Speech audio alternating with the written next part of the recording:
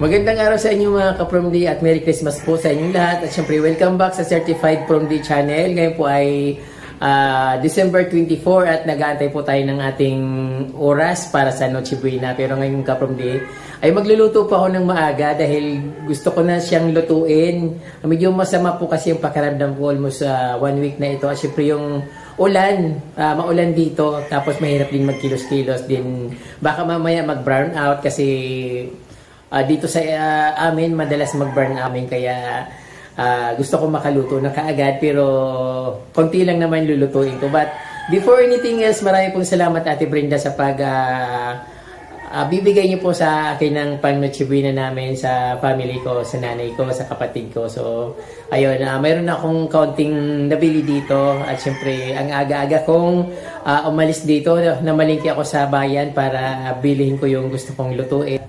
Bumili ako ng pork at siyempre gagawa ko ng pork calderita. Siyempre, ganun din yung favorite ko at favorite ng nanay ko na pang nilagang baka. Tapos meron din kami salad. Ayun, magluluto nga ako ng maaga ka-From D kasi nga ayun, baka unexpected yung burnout dito. At siyempre gusto ko nang matapos. Inis ko kasi baka mamaya yung lalong sumakit yung ulo ko kasi masamang pakiramdam ko. So gusto kong matapos para mamaya kakain na lang. So kung hindi man ako makakain dahil sa naramdaman ko, sila nanay. So pero pipilitin ko pa rin na kasama sila dito sa aking maliit na table. So ayan, simulan ko na magluto ka-From D. So ito nga pala ka-From D, nalaga ko na yung baka ko, pinalambot ko na siya. Para mamayang gabi, lalagyan ko na lang ng gulay, tapos titimplahan na lang. Malambot na siya, meron na siyang sibuyas, paminta, laurel, tapos wala pa siyang asin, walang bitchin. Then ayun, naka-ready na rin naman yung gulay, kasi hindi ko na pwedeng ilagay kaagad yung gulay dahil madudurog siya, malalanta. Tapos yung sabaw ko konti, so gusto ko, sabi ko, ilagay ko dun sa mas malaking kaldero para mas marami kaming makakain. Then ayun, nagayak na ako dito ng mga lulutuin ko para sa aking pork calderita. Mayroon akong carrots, then red pepper, bawang, sibuyas. Ayun. Ito naman yung gagawin kong pork calderita. So bago ko siya igigisa, ko muna siya, imamarinate ko muna sa soy sauce. Then 15 minutes or 10 minutes to 15 minutes, so pwede ko na siyang igisa.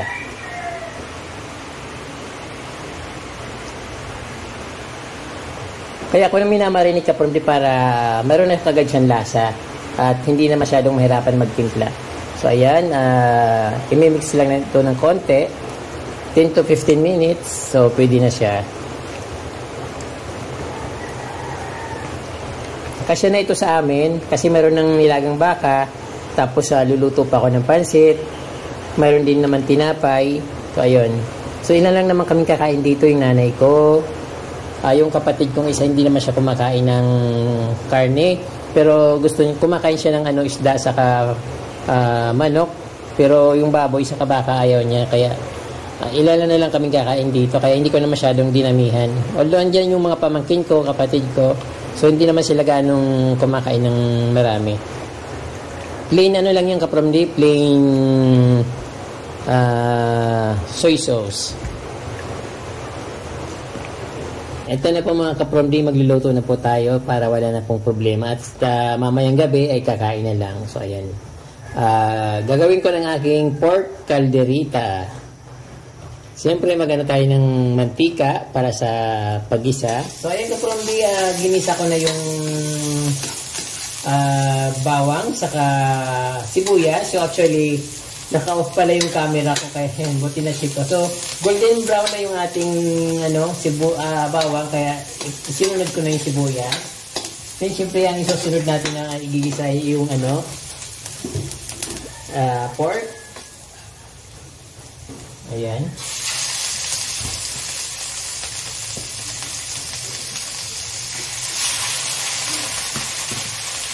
Marami na rin pala ito. So actually almost 2 kilos itong pork na binili ko. First time kong magluto dito kapag sa aking bahay. So, ayan. Ayan, continuous lang po ang pag-ano niyan hanggang sa maging, ano na siya, anong tawag din? Parang brown na siya o yung namumuti na yung laman niya. Ayan.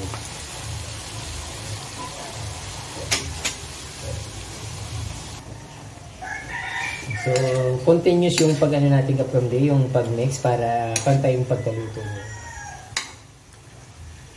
Wala akong pantakip dito kaya open lang siya. So, okay lang yun.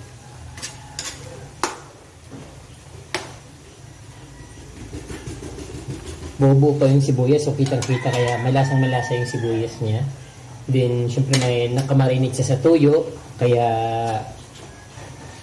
expected ko na medyo malasa yung or malasap yung lasa niya. So, ayun ka from day, tuloy-tuloy lang pag-mix natin. Medyo parang daming sabaw.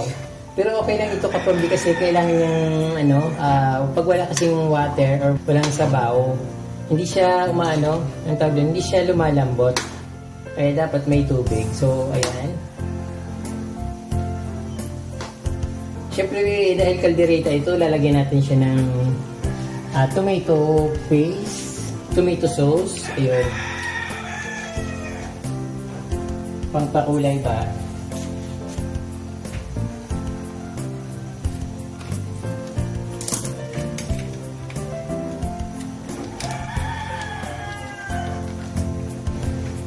Yan, para may kulay.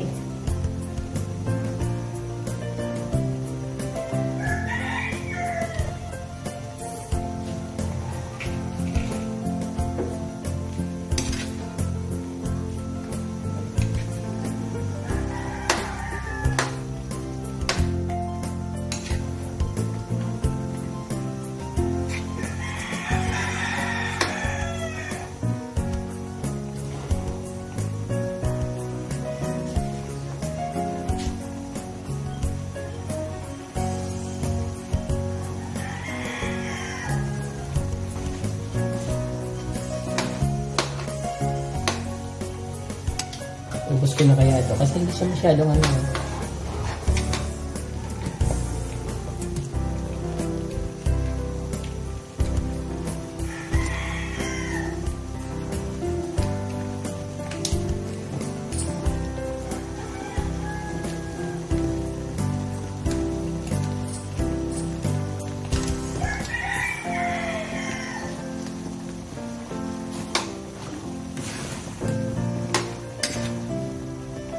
natin ng water para makakulo siya at ma-absorb yung mga hindi pa lumalambot at para maano siya lumambot. Hindi medyo sabaw. So hayaan lang natin siya hanggang sa maluto.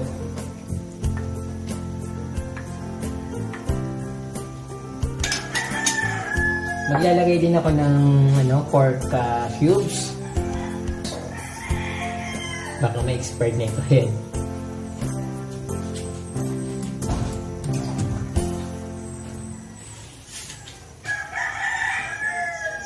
Kumunti na yung sabaw mga katromdi. Maglalagay ako ng konting fish sauce or patis. Kunti lang kasi medyo maalat na yung kanina nilagyan ko na siya ng tuyo. Pang pabalance lang ng lasa. Ayun. Siyempre, maglalagay din ako ng paminta para malasa. O ito na muna, ilagay ko na muna ito para maluto na siya. Ayan. Carrots.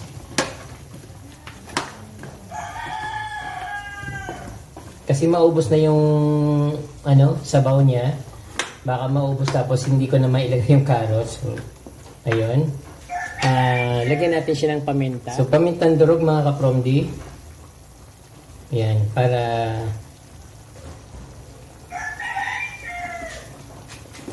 masarap. Then, syempre, para mas lasang kalderita, kailangan meron siyang peanut. Lagyan natin ng peanut butter para malasa talaga siya.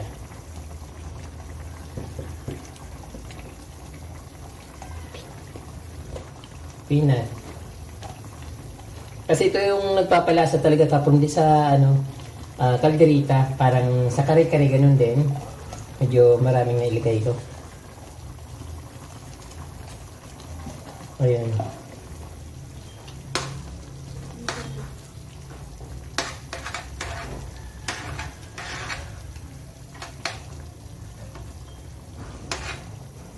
Hindi siya masyadong mapula yung sabaw kapromdi.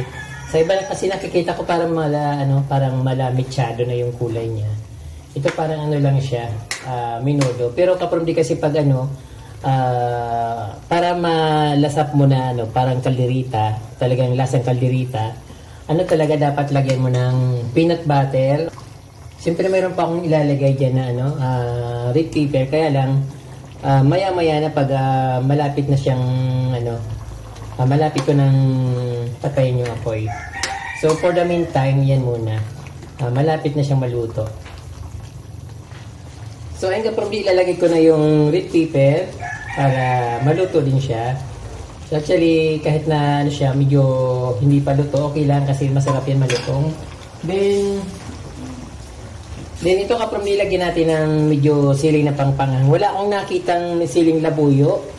Kaya ang ilalagay ko yung parang sili panigang para pangpanghang. Hindi ko alam kung maanghang talaga ito. Ayun. So ayun mga kapromdi, gusto ko lang tikma ko anong lasa ng niluto ko. Ayan.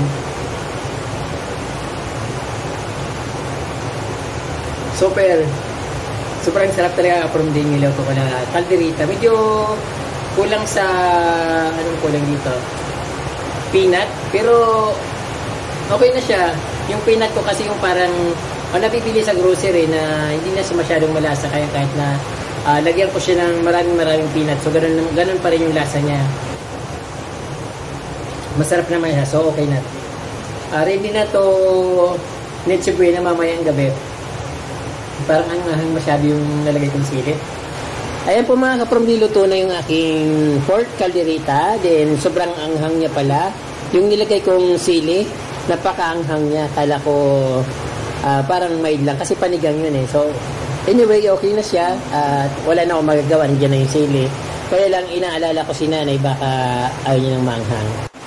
Hello mga kapromdi, at ito na nga, dumating na yung oras ng dapat magkakasalo kami ng aking nanay, mga kapatid. Pero ito kapromdi, biglang hindi inaasahan, ang lakas ng buhos ng ulan kapromdi. So hindi naman makakapunta yung nanay ko dito dahil yan sa labas nagpastuhod na yung tubig. Then syempre matanda na yun, ugod-ugod at napakadilim. Then yung kapatid ko naman nando sa andyan sa likod ng bahay ko, at mayroon din naman silang anak na maliit. So siguro ihatid ko na lang yung mga pagkain doon, yung mga niluto ko. So siyempre parang nalungkot ako. Tapos yung pamangkin ko naman umalis kasi sinundo siya ng asawa niya. So ako na lang natira dito. Kaya ang gagawin ko, ihatid ko na lang yung kakainin nila sa pang-Noche Buena, at mag-Noche Buena lang din ako mag-isa dito sa bahay. So ayun, hindi naman ako sobrang lungkot talaga, pero siyempre nadadama ko yung para bang na-heart ako kasi ngayon dahil sa malakas yung ulan. Then ayaw kong pilitin na pumunta dito nanay ko kasi baka madulas siya at yung pang mag-init siya ng buhay niya. Diyan kasi sa banda sa likod yung may inaapakan na semento na puro lumot, so mamaya magkamali yung apak, saka marumi yung tubig, at gabi pa napaka lamig din. Ako naman kapag sabi ko nga sa inyo, masama yung pakiramdam ko kagabi pa, itong masakit yung lalamunan ko biglaan lang. Tapos kung nag-inom naman akong paracetamol, so masamang pakiramdam ko ngayon. So okay lang na hindi kami magkakasama kasi baka iba yung naramdaman ko, but ihatid ko yung mga pagkain nila na dapat pagsasaluhan namin. So yung in-order ko na 2 lechon manok, so hindi makarating kasi bahaan na, hindi maka-uwi yung magdadala dito ng hindi makapunta dito yung magdadala ng lechon manok na pinapabili ko. So baka sa New Year na lang yun. But yung nandito, so bahala na. Siguro pag tumila yung ulan, idadalhin ko nilang ito. Meron akong salad. Yun. So yung kaparmdi ang kapatid ko, yung epileptic na kapatid ko, dapat hindi na siya pumunta dito kasi baha eh. Yung tubig yan, dumi-dumi yan, nagluluto pa rin ako. Din mayroon akong binili dito ng ano, yung lemon chiffon, dalawa. So daling ko na lang sa kapatid ko. Then yun nilalaga kong baka. Yun, daling ko na lang din sa kanila. Tapos yung manok hindi naman dumating. Then nagluto din ako ng pansit kapromdi. Ayun, so dadaling ko na lang din sa kanila. Actually, wala itong kasahog-sahog kasi hindi naman sila kumakain ng may sahog ng ano, pork. So, ayun. Tapos, yung salad naman nandun sa kapatid ko. Then, ayun, nagluto pa pala sila ng spaghetti din nila ng kapatid ko. So, ayun. Dalhin mo na tong, ano, dalhin mo na tong isa. Oh, hindi naman kayo makakapunta dito dahil baha. Si nanay. Baka madurog. Si nanay. So, ayan po kapromdi yung ititira ko dito. Then, the rest, ihatid ko dun sa kapatid ko sa kasananay ko. So, pinadala ko na yung isang lemon chiffon, saka itong ano, nilagang baka, dadaling ko dun sa kanila. Maghati na lang sila dito. Mahirap na kasi pag pumunta ako doon, magsalo-salo kami, mababasa ako ng ulan. Parang tinatrangkaso ako din, baka mahawa sila sa akin, so ako na lang dito na lang ako. Ayun, so ito naman pinapalambot ko at inaantay ko yung kapatid ko, pupunta siya dito, then dadalhan niya ako ng salad. So ayan po mga kapromdi, tapos na po yung problema ko at dinala ko na lahat yung pagkain ko na pinaghati ko sa kapatid ko, sa kasananay ko. So mas mainam yung kasi talagang masama talaga yung pakiramdam ko kapromdi, sakit-sakit yung lalamunan ko. So, ayun, tapos masakit yung ulo ko, ubo ako ng ubo. Sabi ko, mas magandang wag na lang sila pumunta dito kasi mamaya kung ano pa yung nararamdaman ko. So, dinala ko na lang yung pagkain doon. Sabi ko, bahala na kayo doon, hindi babalik na ako. Hindi naman ako pinalimutan nung kapatid ko na bigyan ako ng salad kasi pinagawa ko sa kanya. Malayo pa yung Pasko, inaano ko na to, inuunti-unti ko nang kumplituhin yung pang-salad. Sabi ko, magsalad ka sa Pasko. So, ayun. Ito na. Wala kami refrigerator kapromdi, naiyak naman ako kasi ayun, parang hindi kasi kami sanay ng ganito kapromdi. Yung ano, Pasko kasi namin, nung bata ako, yung kinakain namin yung ano, pansit na may sabaw, tapos may kakanin, yun lang. Ngayon may salad na ako. Tapos nakapagluto pa ako ng kalirita, nilagang baka. At siyempre, salamat po kay Ate Brenda na palaging nandyan at laging, ayun, tuwing may kailangan ako, nandiyan palagi siya. Hindi naman ako humingi sa kanya, siyempre nahiya naman ako, so nagdadasal ako kay God. Hindi ko naman sinasabi kay God na padalan ako ni Ate Brenda. So maraming salamat po Ate Brenda. At sa bawat pagkain ko dito araw-araw, naalala ko po kayo kasi yung kutsara na binigay nyo sa akin, yun po yung ginagamit ko. Kaya maraming po salamat. So, ayun, yun ang Pasko ko ngayon. Hindi kami magkakasama na nagkakainan. Although, sanay naman ako sa ganito kasi lumaki ako sa Manila. Tumanda na ako sa Manila na palaging alone. So, ayun, nandito na may bahay na ako. So, masaya ako. Then, siyempre, ayun yung salad na minsan nagtatakam lang ako, nakikita ko lang sa iba. So, ayun, meron na rin ako. Ayun po, maraming salamat po sa inyong kapromdi sa palaging pag-support niyo sa akin. Then, siyempre kay Ate Brenda na hindi niya ako pinakalimutan every Christmas. Then, ilang taon na ba ako nagbablog? Almost 5 years. So, ever since, nandiyan na po si Ate Brenda Manalo na tumutulong sa akin.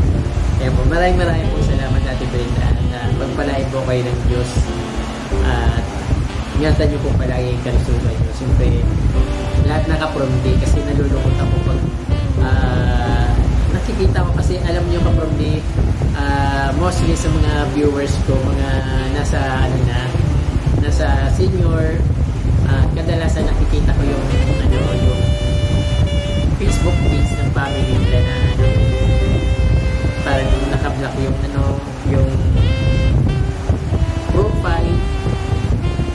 Alam niyo na yun, may kandila. So nalulungkot ako kasi napapawa sumusubaybay sa akin. Siyempre, malungkot kasi nawawala sila. Ayun. Kaya, ayun. Ingat po kayo kaparmi at ingatan niyo po yung kalusugan niyo.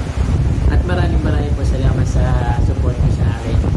Dahil sa support niyo, ito na po ako ngayon. May sarili na akong bahay. Hindi naman kalakihan, pero pwede nang tirahan. So, ayan po kaparmi. Livable naman yung tirahan ko dito. Saka nakikita nyo naman yung maliwanas. So, naluluhat talaga ako kaparmi. Maraming salamat sa inyo at Merry Christmas po sa inyong lahat kaparmi. Salamat po ng marami.